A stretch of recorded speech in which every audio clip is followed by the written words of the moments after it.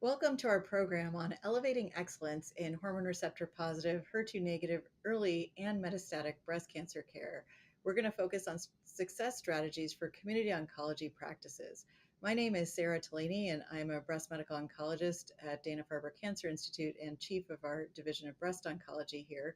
And today I'm joined by my very esteemed colleague, Dr. Tolaney Vidal, who is director of clinical research at the Lee S. Schwartzberg Research Center and chair of breast oncology at West Cancer Center and Research Institute, also associate professor at the University of Tennessee Health Sciences Center in Memphis. So thank you so much for joining us today, Gregory. Thank you. We'd also like to thank PeerView and breastcancer.org for providing this educational session, and thank Lilly for providing the educational grant for this program. We'd like you to please engage with us today, so do look out for polling questions during the workshop and submit your questions to us via the chat window, and we'll answer them throughout the workshop. You can visit the URL as shown here and view the slides and practice aids and download them after the event. So our goals for today are to equip you all with knowledge about the efficacy, safety, and evolving clinical roles of the latest treatment options for patients who have hormone receptor positive, HER2 negative breast cancer. We're also hoping to enhance your skills in formulating individualized treatment plans for patients who have hormone receptor positive, early and metastatic breast cancer, and improve abilities to implement team-based strategies to anticipate, detect, and manage treatment-related adverse events in patients who have hormone receptor positive breast cancer who are receiving systemic therapies, and really also hope to maximize adherence and persistence. We'd also like to thank breastcancer.org, who is our patient advocacy partner in this program. Their mission is to help people make sense of the complex medical and personal information about breast cancer health and breast cancer so they can make the best decisions for their lives. To help the global community of patients and care partners, breastcancer.org offers trusted educational content, community conversations, and other resources. So please access and use the supplemental downloadable resources made available as part of this program.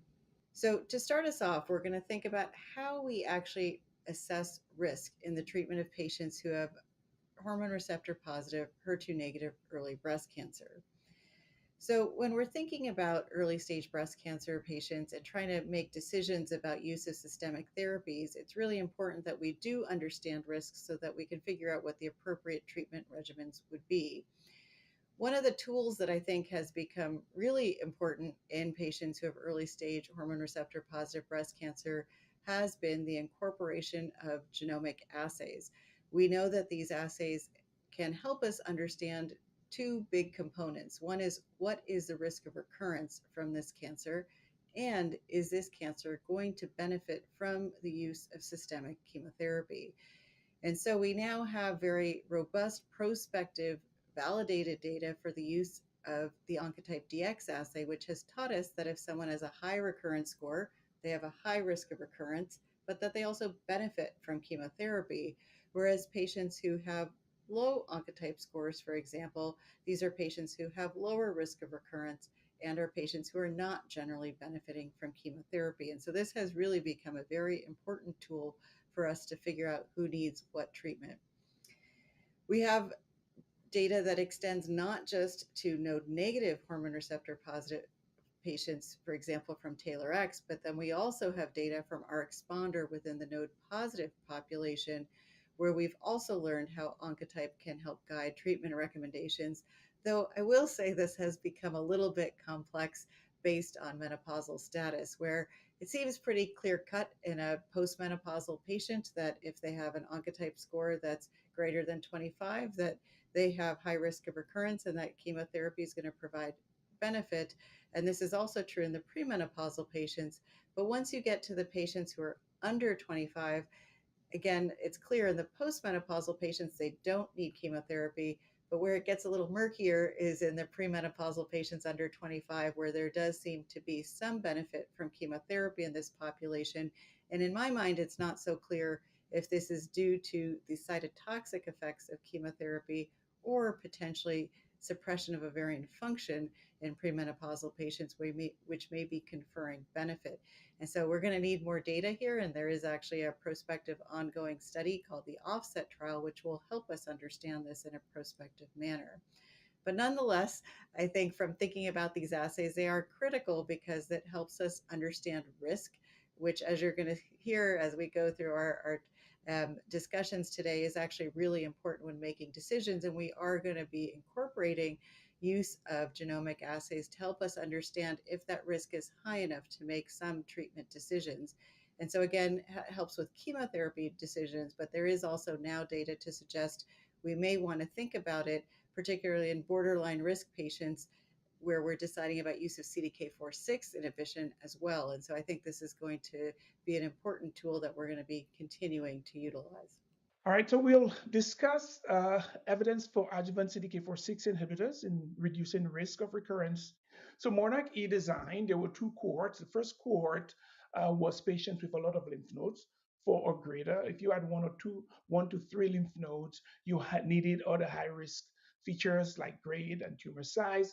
And then there was a second cohort that utilized Ki-67 greater than 20% and grade and size of tumor as a category, a criteria for selecting patients. And those patients were randomized to 2 years of abemaciclib with endocrine therapy versus endocrine therapy alone. Importantly, uh, tamoxifen was an option for patients, but most patients actually had ovarian suppression if you're premenopausal with um, an aromatase inhibitor.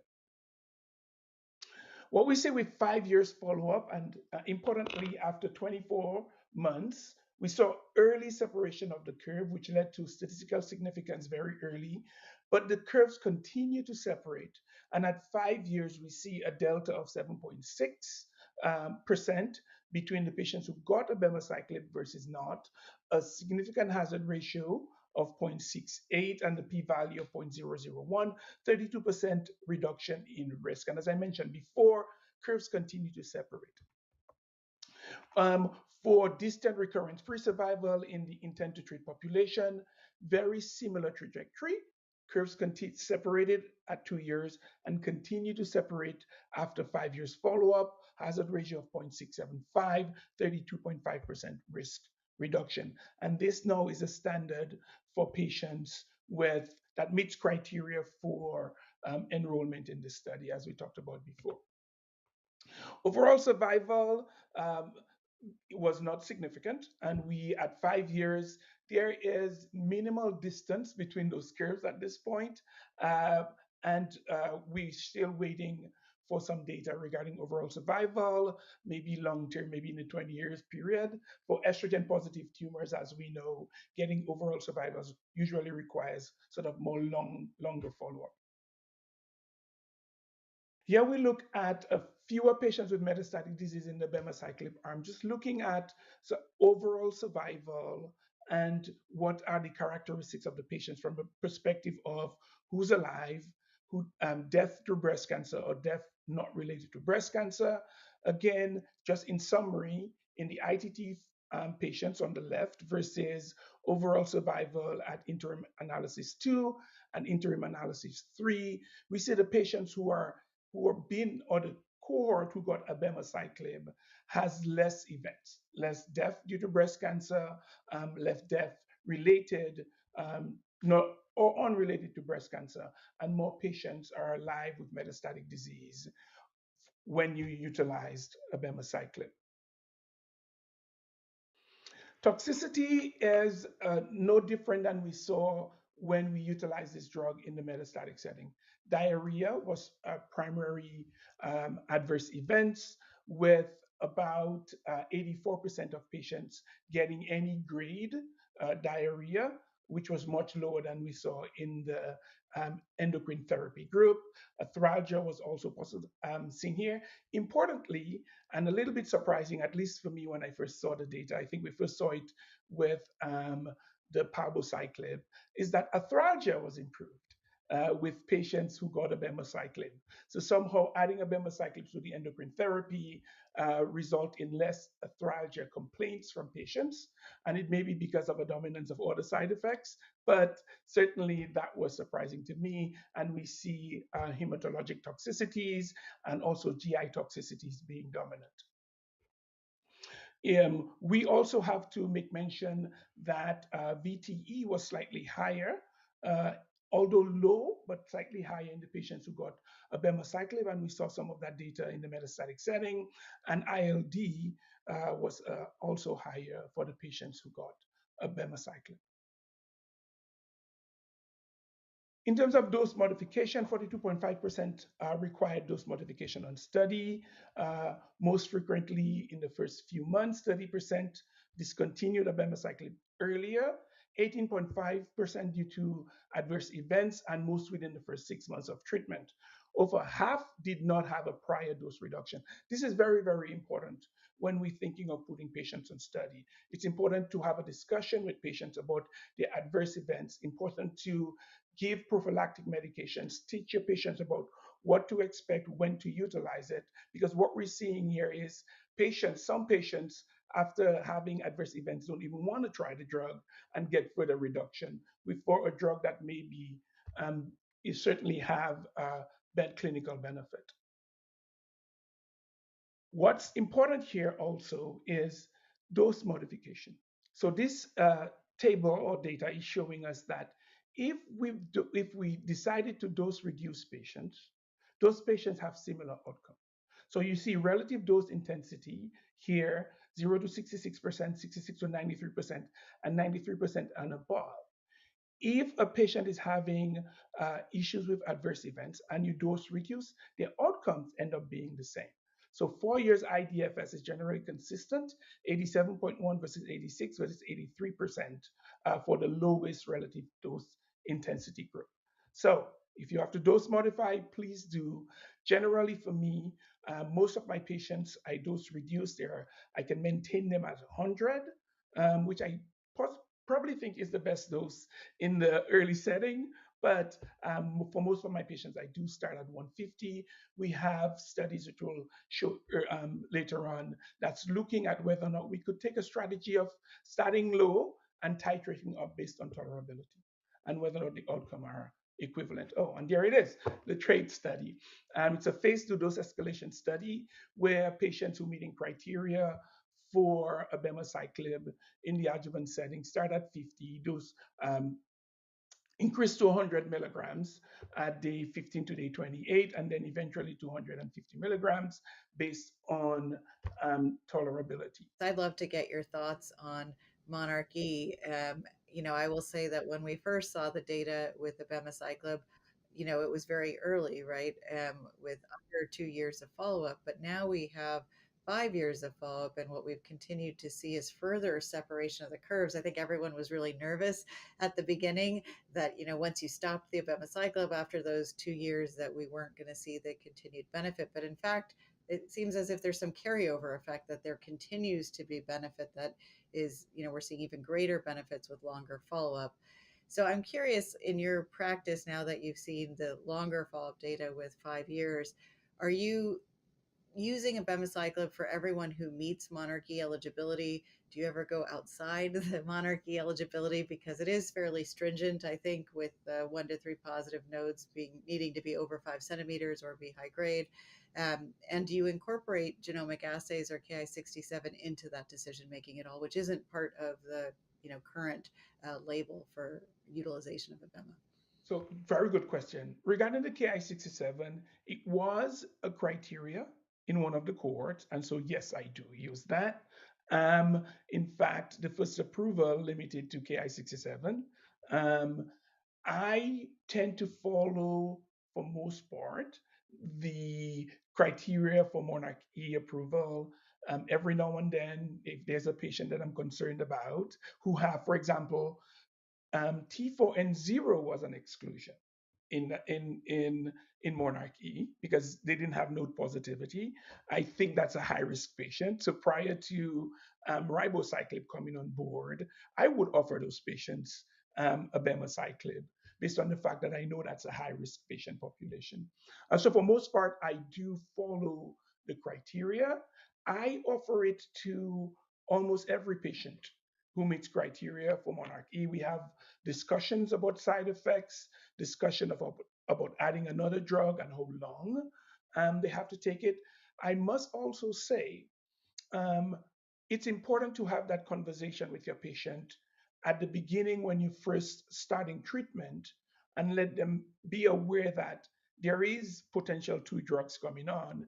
Because what I've found is if you wait in the adjuvant setting, especially for patients who've gone through chemotherapy and now they're expecting to be on one drug and you're like, well, we could add two, I do get some pushback. So framing it before they start all of this at least sets an expectation. Do you find those issues also, Sarah? I think you were spot on. I mean, I think it's a long journey for people who are diagnosed with a high risk hormone receptor positive disease, some of whom may need chemotherapy. And so by the time they get through chemo, radiation, initiating endocrine therapy, and then you tell them, hey, you need to take this other pill for another 2 years, they're like, wait, you didn't say that before. Then they get, I think it throws them off. And I think it does create a lot of stress. And so I definitely think it's much easier for people to kind of see the whole picture. And then I think I kind of try to reintroduce each step and remind them as we go, because it is also a lot of information that we throw at people at one time. So I think you're exactly right. It is important to make sure that they're prepared, early on in the journey through things. Can I ask you another question? So, 'cause this is something I often struggle with a little bit in my head is that, for most young women, the premenopausal patients, we know that they do have biologically high risk disease, generally speaking, higher risk than postmenopausal patients often.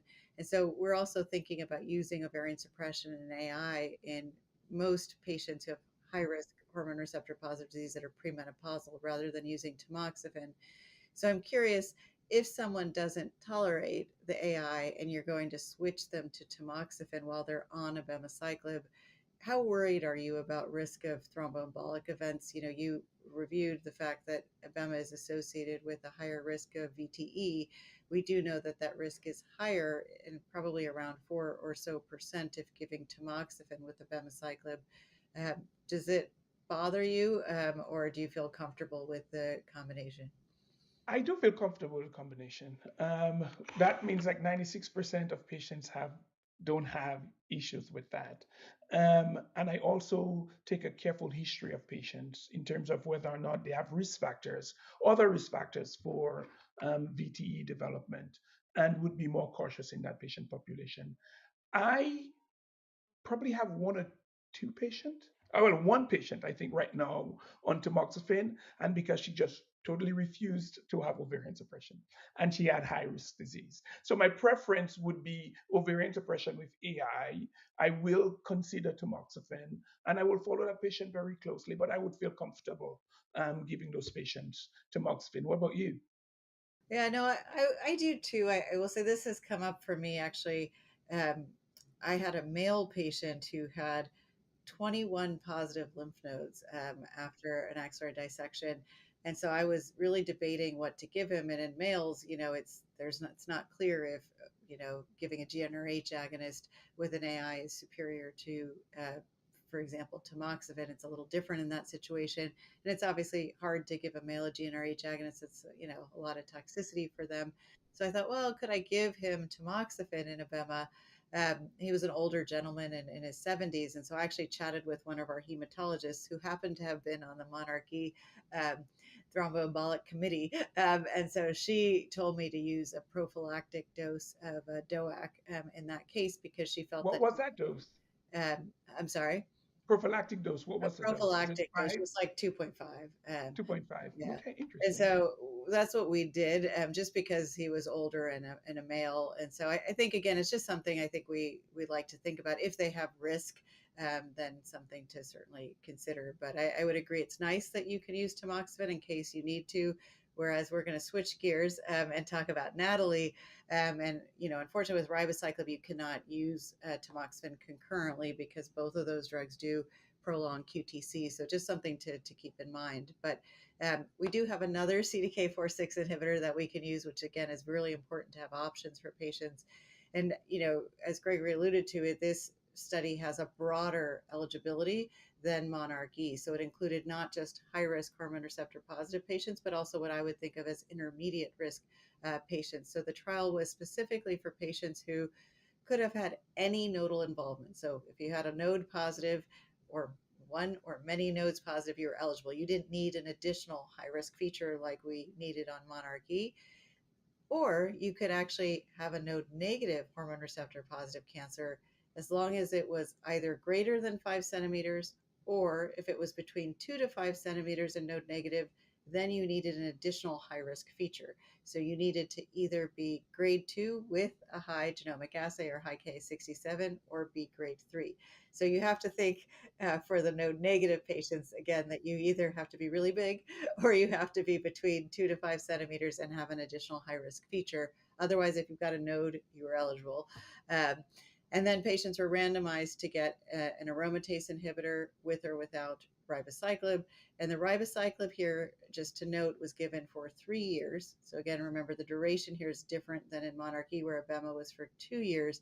And the other little tricky thing to remember is that the dose of ribociclib here is 400 milligrams 3 weeks on, 1 week off, which is lower than the dose that we use in the metastatic setting, which is that 600 milligram dose. So here they did use a lower dose because they were giving it for a prolonged period of time, and they were really hoping that it would lead to less toxicity and allow patients to be able to stay on drug for the 3 year duration. So what we now have is 4 year follow-up from this study. And so the 4 year invasive disease-free survival with the aromatase inhibitor and ribociclib was statistically significantly better than it was with the AI alone. And you see that the absolute difference between the two arms was about 5%.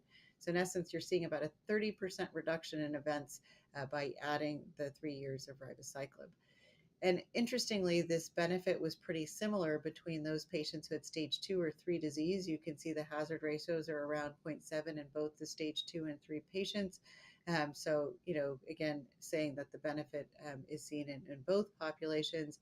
And I was really curious to see these data because this is the first time we've seen use of CDK4/6 inhibitors in node negative patients.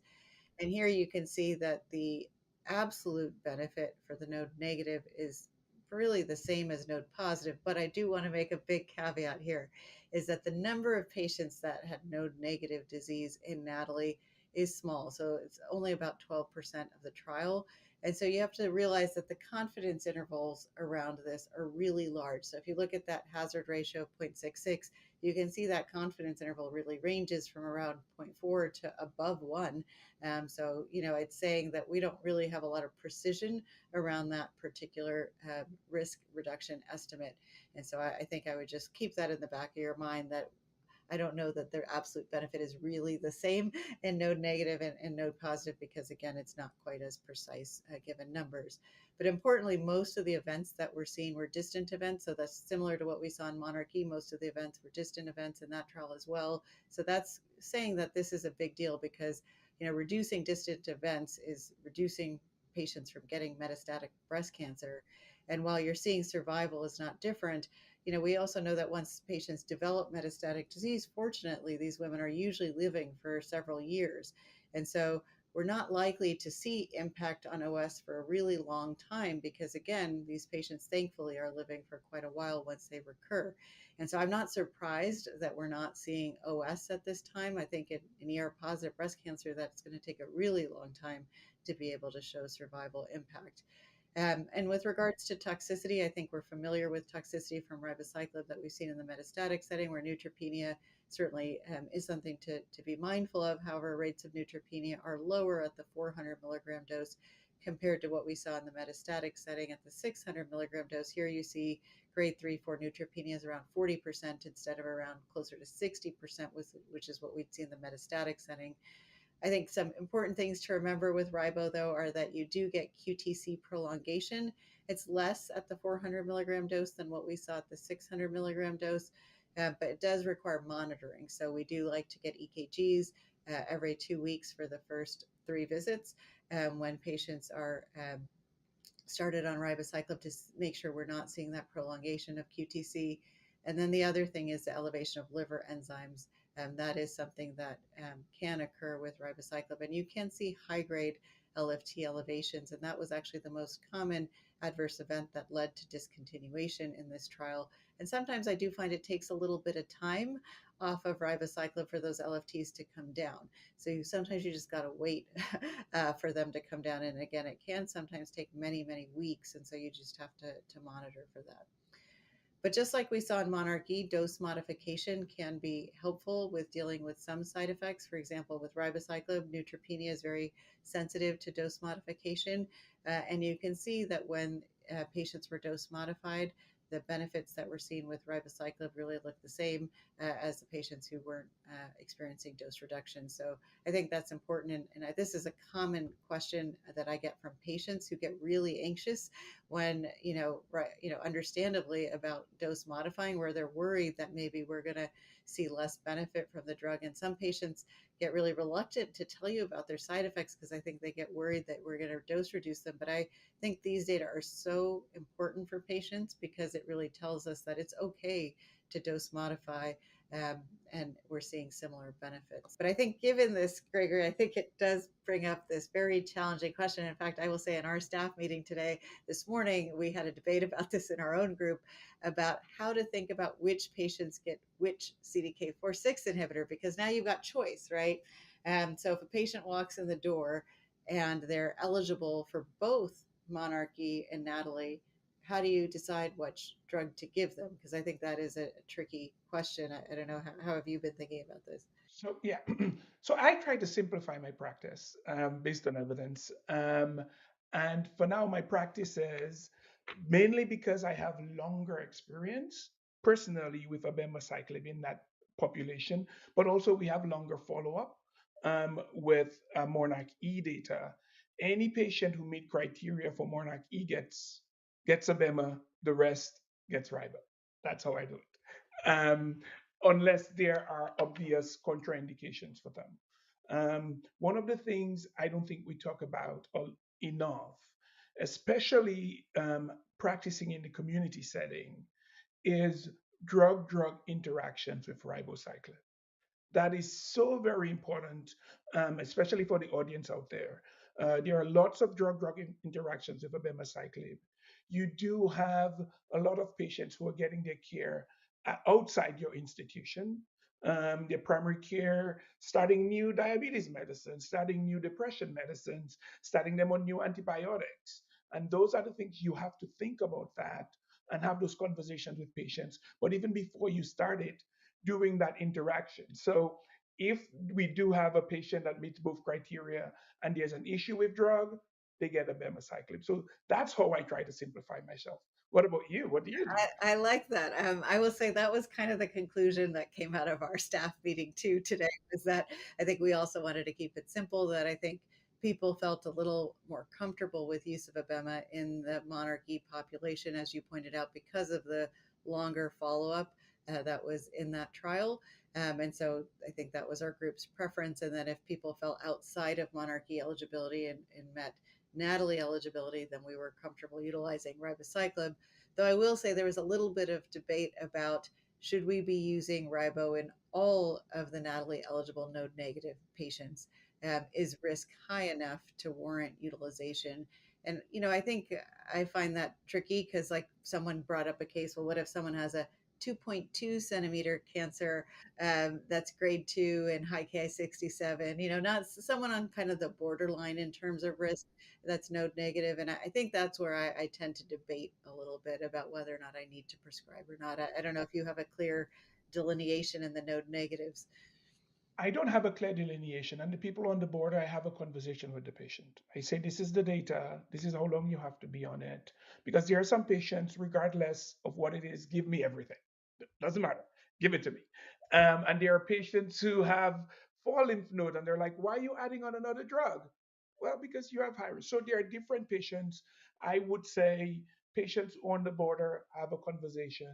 Patients who I think are more higher risk, more true intermediate risk, I offer it to them. I try to offer it to everybody, but we have a conversation when they're on the border. I do have a question for you in regards to being able to, are you having any issues getting those drugs approved for your patients? Because we've had issues in the community, and it turns out you just have to be really clear about how the patient meets criteria. It's about your coding and make sure it's coded appropriately. Because I started getting a lot of denials, and I wrote the company them myself, and I'm like, you need to take care of this. And so they sent somebody to us, and they're like, you need to code this better. Are you having any issues? I will say I don't think we've had issues with getting denials so much as just the process. I think just it's the generalized process with oral, medications where, in our institution, it takes a lot of work. You send a prescription, it needs to see if it needs prior authorization. If it needs prior authorization, we have a team of people who help you with that.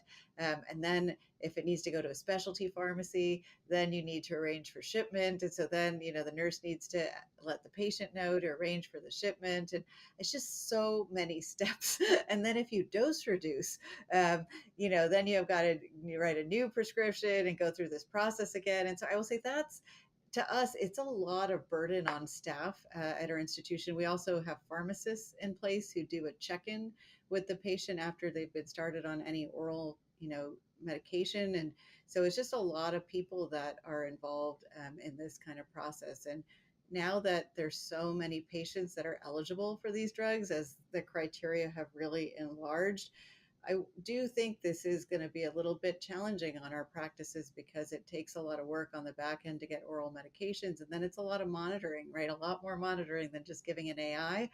You are seeing these patients, generally every 2 weeks for the first 2 months. I don't know. Do you actually see them physically in clinic, or how do you guys do that follow up part of this? And Yeah. So we see every patient. So I have my APP sort of do the 2 weeks follow up. But after you've seen them for like 2 months, you can stretch it out if those patients um, are doing well. The EKG was for ribociclib was um, the part that had the greatest issues for me. But with the cardiomobile, um, that has revolutionized my practice. So um, we do see those patients. From a pharmacy perspective at our institution, we have pharmacy navigators who sort of follow the prescription if it needs to go to an outside specialty pharmacy, sort of follow this prescription with the patients. Um, what I find though is, at least at our institutions, if there is a large copay, our pharmacy will do the work to find foundation dollars to help our patients. Sometimes that doesn't happen when the prescription leaves our institution. And so that becomes an issue with our patients. So I see you shaking your head. I yeah, suspect that's happening with actually, you we too. made a policy that patients, we have to send these kind of prescriptions to our own pharmacy as a first step because of the tracking, just as you said. Because if I send it to like CVS or something like some other pharmacy that's not internal, then we lose the ability to track it and make sure that we know what the copay is and that we can follow and see if we can provide assistance. So I think you're right. It does take tracking to make sure everything happens okay. So, I mean, it all works out, and it's obviously very critical for patients, but it's good to have a system in place. So, next we'll turn and put this into perspective with a case. So, this is a 62-year-old woman who had undergone a mammogram and was found to have a 3.5 centimeter mass with a suspicious axillary lymph node that was seen. So, her breast was biopsied and it came back as a high grade invasive ductal carcinoma that was hormone receptor positive and HER2 negative. And the lymph node was biopsied and did have cells consistent with her original breast cancer. Because she had a node positive cancer, she did undergo staging scans, which did not reveal any distant disease, and her germline genetic testing was negative. She proceeded to surgery and had a mastectomy and an axillary node dissection and was found to have a 3 centimeter high grade cancer with one positive node out of three. She did have a Oncotype DX score that was sent and it came back at 21. So she ended up coming back after surgery to figure out what to do next. So, given that she had an intermediate oncotype, it was decided she didn't need chemotherapy. But then the discussion came up about what the optimal treatment would be for her endocrine based treatment. And so, while maybe an AI would make sense, Maybe Gregor, I'll ask you, do you think you would give a CDK4/6 inhibitor? And if so, which one would you use? Yes, I would offer a CDK4/6 inhibitor. She has a grade 3 disease. She has lymph node positive, even if her oncotype was 21. Um, and I would, because she does meet abema, Monarch E, my practice would be to offer her abemaciclib, advantage there being 2 years longer follow up data for this patient. What if we twisted it and we made it grade 2 so that she fell outside of monarchy eligibility? How would you then think about her? So then she would fall in sort of the intermediate risk, and then we would think of ribociclib as an option for her, and keeping in mind 3 years now, not 2 years. Um, and but I would definitely offer her CDK4/6 inhibitor. Yeah, no, totally agree. I would do the same thing. And I think CDK4/6 inhibition makes sense. And so maybe I'll pass it over to you and we'll switch gears and we'll talk about the metastatic setting and how we're thinking about CDK4/6 inhibitors in that space. So we've had CDK4/6 inhibitors in the clinic for some time now. I think what 2016 is when palbociclib first got introduced. Based on Paloma 1, Paloma 2 data, we see the data set here. Importantly, hazard ratio that's highlighted there is right about the same, about zero point 0.5 for all three drugs in the early setting with endocrine therapy partners. And also, we have data with fulvestrant. The overall survival is a little bit different, and we'll talk about that later for some of these drugs. But overall, from a PFS perspective, very similar outcomes. Here we see Mona Lisa first line with ribociclib, and we talked about this. This overall survival, we saw that being significant with a hazard ratio of 0.76, suggesting that patients with AI ribociclib are living longer than what we would have normally done, which was standard of care anti-estrogen therapy only. Paloma 2, first line with overall survival, we did not see statistically significance. Ad hoc analysis suggests that maybe there's a population for which there would be benefit, but overall, again, smaller studies, really not powered as much for overall survival, but we didn't see overall survival with the use of palbociclib. Monarch 3, overall survival, and again, I was surprised by this with the use of aromatase inhibitor and a palbociclib because it's been trending in the interim analysis, like we're going to see overall survival. The delta between um, the placebo arm and the abemaciclib arm was very similar, slightly higher than what we saw with ribociclib, but we didn't fully see. I had a conversation with the statistician, and they think it's just a statistical dilemma, mainly because of power. But again, I still think there's some clinical benefit with from an overall survival perspective for the use of abemaciclib in that population. Subgroup analysis for visceral disease, uh, abemaciclib, and most of the CDK4/6 inhibitors actually have very good activity in sort of high risk metastatic patients, but abemaciclib particularly showing visceral disease here show a significant delta between those who got abema versus not. Comparing Monarch 3 and Mona Lisa from an overall survival perspective. So we see here for the Monarch 3, final overall survival, the interim analysis versus Mona Lisa. And as I said before, this has been trending. We would just go down to the hazard ratio 0.84, 0.76, 0.76. But you can see the p-values not being statistically significant. Overall, Mona Lisa did get statistical overall survival. But again, I will argue that there is some clinical benefit and it may be a statistical phenomenon. Fulvestrant and everolimus remains an option for treatment for our patients.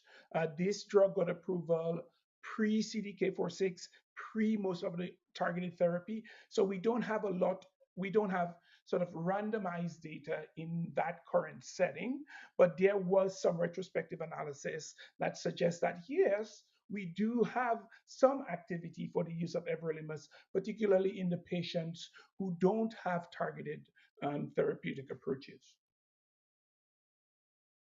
So, what about second line CDK4/6 post first line?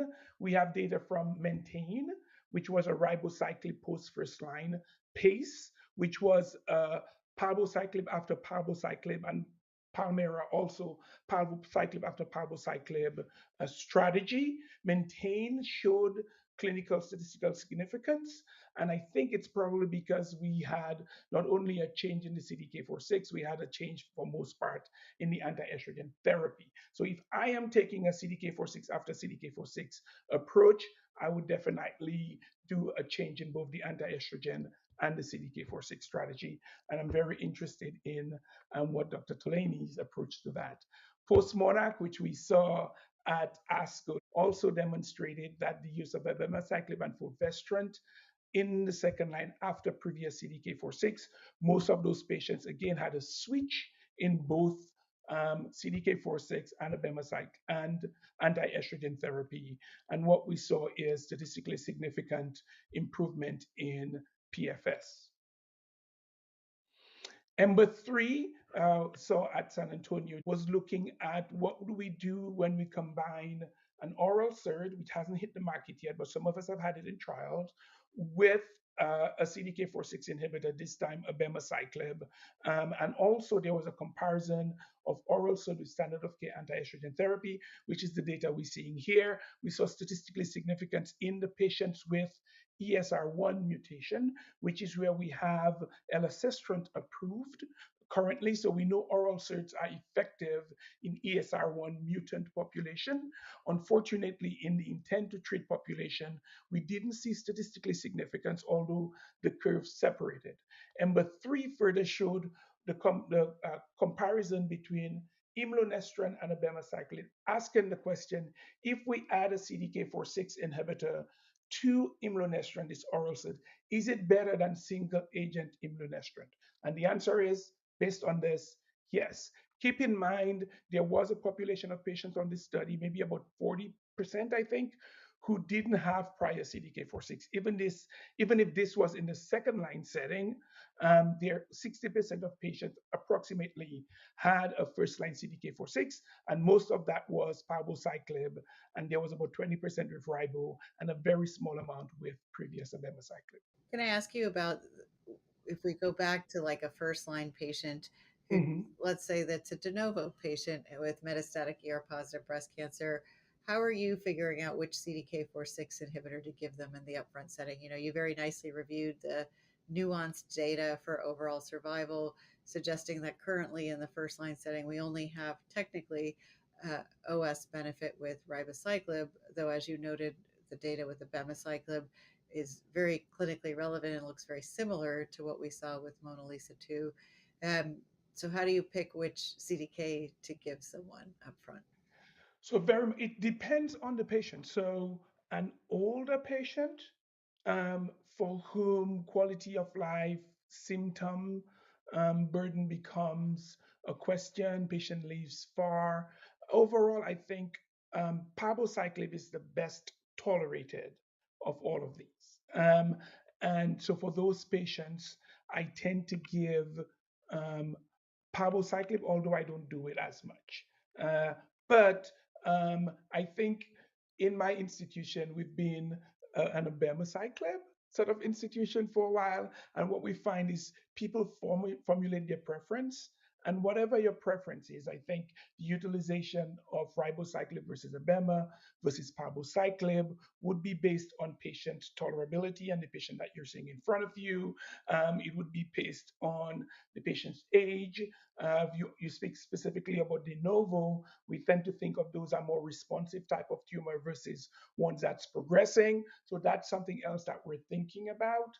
And I'm more likely to think of a palbociclib in that space if I'm thinking of if symptom and AEs is of a concern. But for most part, we select in our institution either ribociclib or abemaciclib in the first line setting. And you know, I know you mentioned this about how do you think about who continues CDK beyond progression, and I'm curious how you've factored it in. So yeah, so the patients who've had really good response to CDK4/6 inhibitors in the first line setting, and we have some data, is likely to be the patient who would continue to have some response going forward. Um, Again, molecular profile, while if this patient is developing like an RB1 mutation, which we generally associate with CDK4/6 resistance, I am not doing this going forward. If the patient has a targeted approach, a PI3 kinase mutation, ESR1 mutation, that will also influence my choice. Overall, looking at the EMBER-3 data for somebody like myself, who like to use abemaciclib up front, remember we don't have abemaciclib after abemaciclib data, then it makes it difficult for me to use that approach in the second line setting because we don't have data in that setting. So, that's one of the things I've been thinking about. So, am I now forced to use ribociclib if it's approved in that setting, first line, so that I can utilize CDK4/6 um, continuation with abemaciclib in the second line? So that is the thing I'm thinking about. But definitely, it depends on the patient's mutation, their benefit on CDK4/6 inhibitor, and also whether or not I have any concerns about um, whether I need to get either faster control of the disease, the rate of progression, do I need to go to chemotherapy first or not, would influence my choice in the second line. What about you? I think it's very similar. I mean, I'll say I think once someone progresses on first line therapy, I do really make sure I get a genomic assay. I typically will just get a ctDNA blood draw because I'll get that result back in a quick enough manner to help me make a decision. And so, as you point out, I'm looking to see, do they have an ESR1 mutation? Do they have a PI3K pathway mutation? Do they have an RB mutation? Do they have a germline BRCA alteration? All these pieces we're trying to keep in our minds. But then you're right, I also judge how did they do on their prior therapy to make that decision. So, I think if someone doesn't have a targetable mutation, then I think those are patients where I debate, do I want to give them, for example, fulvestrant everolimus or fulvestrant abema, for example? Do I want to continue a CDK beyond progression? And so the people I've been generally continuing CDK beyond progression are usually the people who, as you were, very long duration benefit on upfront CDK, did not develop an RB mutation, do not have a targetable other pathway alteration, and don't have a ton of progression. So, like, it's someone who maybe had a little bit of progression on their CDK, and I was kind of like, well, I wish I could continue it, and I want to just switch out the endocrine backbone. And those are the people that I've done as you do, switch the endocrine backbone and switch the CDK in those type of patients. Um, but I think Ember 3 calls that decision into question because it does suggest that imlunestrant and abema seem to do very well irrespective of genomic alteration, uh, and is a really seems like a well tolerated option. Obviously, not yet FDA approved at this time, but does make you wonder if you know we could expand that to a broader population. So, that's why I think this is so complicated that there really isn't a wrong or a right. But what is really critical is that we do get genomic data to know if they're a candidate for a PI3K pathway drug or a SERD, or not. And I think sometimes, I've noticed that I'll see second opinions and sometimes they haven't had that done.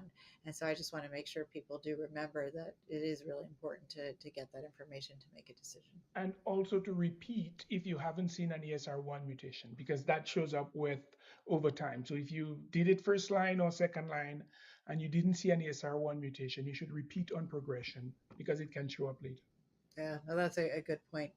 Um, All right, so we'll go through this case. 61-year-old postmenopausal woman with a history of invasive carcinoma. She had a mammogram showing a 2.7 centimeter mass and some suspicious lymph nodes. She underwent lumpectomy, had chemotherapy, radiation, and was on adjuvant aromatase inhibitor. She also had a long-standing history of depression on SSRIs. 2 years later, she developed right hip pain. Bone scan showed a latex lesion. CT confirmed liver bone metastasis. Biopsy showed ER positive disease, BRCA negative, normal liver exams. QTC was 585.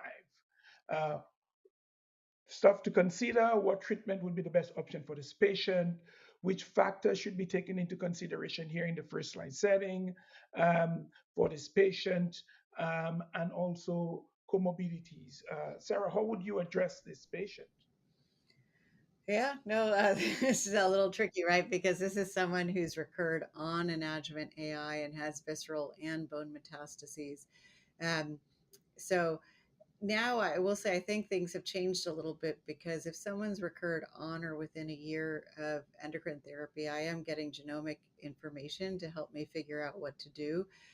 We do have data, for example, from the Anavo 120 study, which did show that if we add inavolisib to fulvestrant and palbociclib in that first line setting for these patients who have demonstrated some upfront endocrine resistance and have a known PI3 kinase mutation, that in essence you doubled progression-free survival by adding inavolisib. And we just saw a press release that it actually improved overall survival. So really, I think that we can't forget that, because I used to not make sure I have genomic data before making a treatment decision in the first line because it didn't matter, but now it does.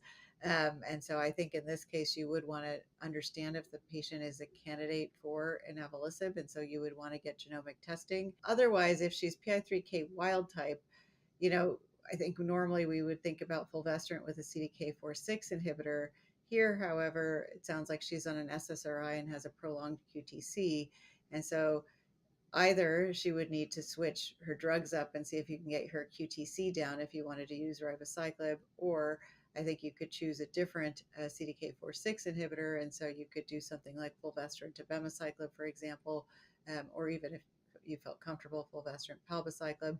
So I think this is where your point about making sure you've looked at drug interactions and you've looked at the baseline QTC does really come into place, so that you're making a decision based off of that. And so don't want to start someone on ribo with their QTC that high. And in fact, I think you probably need to work on getting her QTC down anyway, and probably switching up her drugs to make that happen regardless. What if it was a younger patient? We talked about um, some factors, comorbidity factors you spoke about.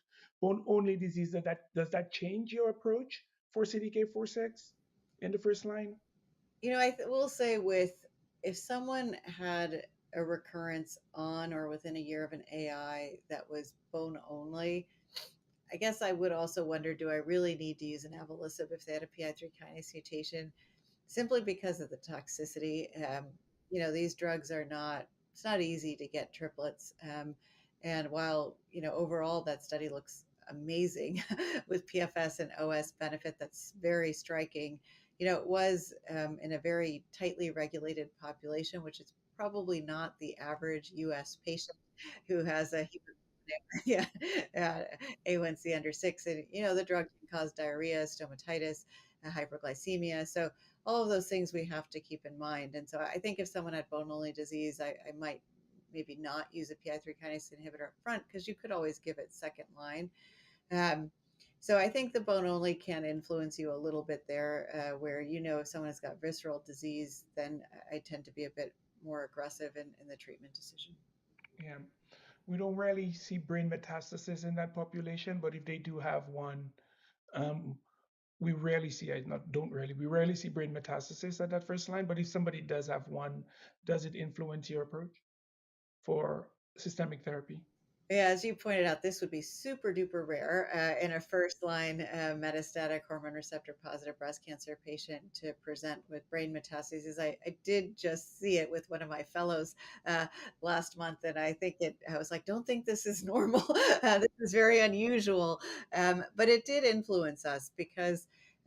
We do have some data for CNS penetration with abemaciclib, with some clinical data suggesting that abemaciclib can induce responses in the CNS. So, if you're going to have to pick a CDK4/6 inhibitor in that upfront setting, you would probably want to pick one with known CNS penetration. And so I think abemaciclib certainly would make sense. Usually, though, if someone had a brain met, I would try to do upfront radiation and then move them on to the AI abema after that. All right. So we'll move to module 3, and Dr. Tolaney will take us from here. So I think, we've done a nice job, and I think covered a little bit of some of the classic toxicities that can arise with these medications in the metastatic setting. But I think this is a really nice overview where you can see some of the differences between palbociclib, ribociclib, and abemaciclib. And, as was noted, abemaciclib has the unique toxicity of having diarrhea as a side effect. And, usually it's low grade diarrhea, but you can see up to 10% of patients having high grade diarrhea. The other unique thing about abemaciclib is it is dosed continuously, so it's twice daily continuously, whereas both palbociclib and ribociclib are dosed intermittently, so 3 weeks on, 1 week off. And both palbociclib and ribociclib tend to have more in the way of neutropenia. So you see that, about two-thirds of patients will have high grade neutropenia. And we see that about half of patients across all of these CDK4/6 inhibitors do end up requiring dose modification. With abemaciclib, the most common reason for dose modification is generally the GI side effects, whereas for palbociclib and ribociclib, it's generally the neutropenia. The other unique things to keep in mind that we've touched upon a little bit is that the ribociclib can cause elevation in transaminases. And interestingly, this is not really a dose dependent toxicity. So even when they've looked at head to head starting doses being different, it wasn't that the rate of LFT abnormalities went down as you dose reduced. So it is important to watch that in patients getting ribociclib and monitor that and hold drug if they do get significant elevation of LFTs, and wait for it to get back to grade 1 or better before reinitiation. And I do dose modify when I restart the ribociclib in that setting.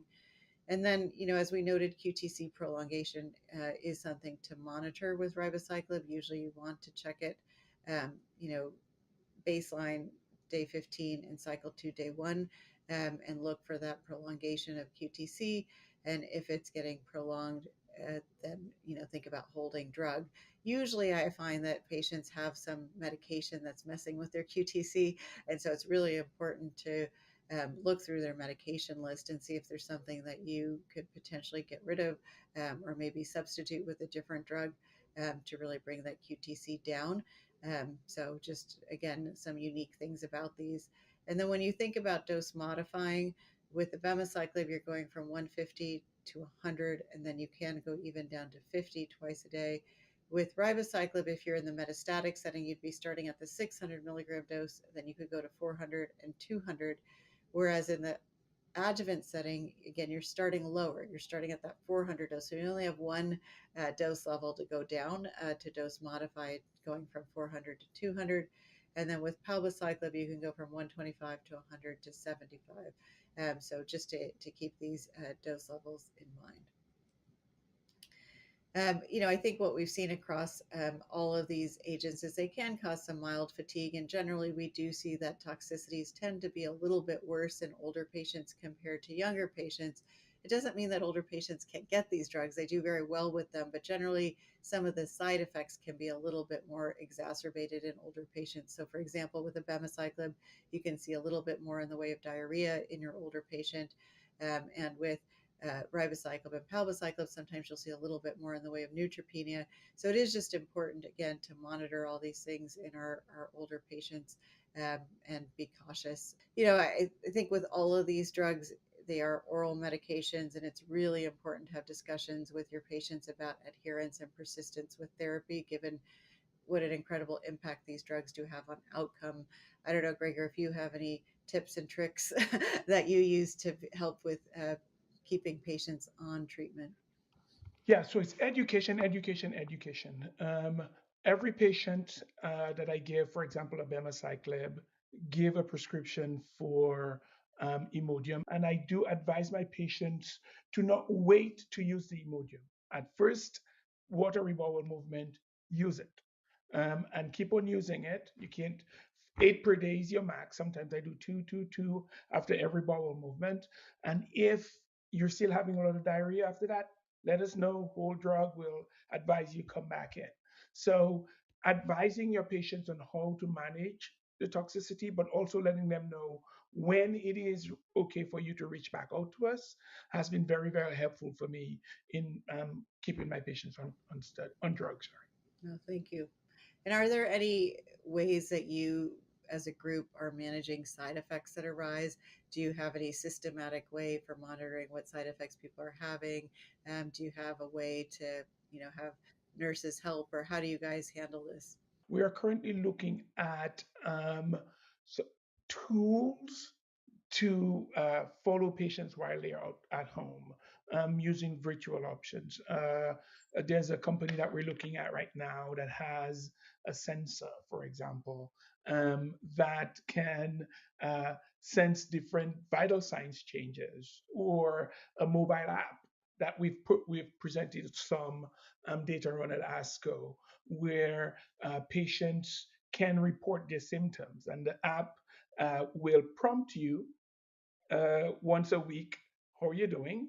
Or you could go in and say, I am, this is what's going on. And then it goes into the clinic. But for now, in my clinic, it's usually my pod, my nurse, my MA, my nurse practitioner that are following my patients. What about you guys? Yeah, and we, thankfully it's nice to have a team approach with this. And so, in our team, we have a pharmacist who does a check in with the patient shortly after beginning an oral therapy and make sure that, one, they're taking the right dose, that they're not having side effects. And I think that's been really helpful. They can reinforce, management and then answer any questions. And then patients generally are calling in if they're having any issues. And we have a nurse navigator as well as our nurse practitioners that help address these questions. So, it is important to make sure that patients are able to communicate, as you noted, in a rapid manner, because I think we want to make sure that we're dealing with side effects as they arise and we don't let them persist for too long and then they become more challenging than they should be. So, I think overall, this has been a really helpful discussion to me. I think I've learned a lot. I think we've been able to see what an important impact the CDK4/6 inhibitors have had in the early disease setting, now really being standard in both intermediate and high risk hormone receptor positive breast cancer, but then also in the metastatic setting where they've really changed the natural history of the disease. We're seeing survival that exceeds 5 years, which we've never seen prior to the introduction of CDK4/6 inhibitors, and now even seeing some benefit for continuation beyond progression. And then, as we pointed out, lots of choices in this metastatic setting. You can visit the website as shown here and complete and submit your post test and evaluation for credit. You can also download the slides and practice aids and watch and replay this event over the next 24 hours and the online activity over the coming weeks. You can request a live meeting at your institution. Thank you so much, Gregory, for joining me today and for the wonderful discussion. Thank you so very much. This was wonderful.